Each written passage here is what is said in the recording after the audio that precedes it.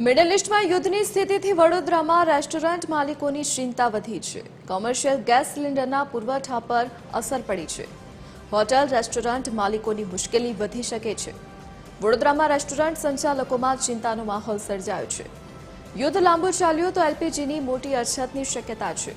નાના રેસ્ટોરન્ટ બંધ કરવી પડે તેવી સ્થિતિનું નિર્માણ સર્જાશે.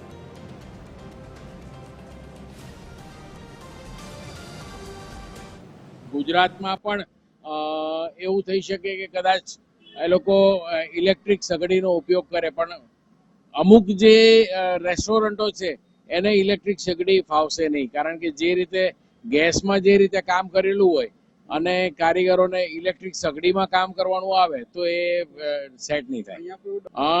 અત્યારે તો એવું લાગતું નથી. બે બી કદાચ નાના રેસ્ટોરન્ટો બંધ થવાની શક્યતાઓ ખરી, કારણ કે નાના રેસ્ટોરન્ટોને ગેસનો સિલિન્ડર એક તો મોંઘો પડશે, બીજું કે એ લોકો ભાવ વધારી નહીં શકે.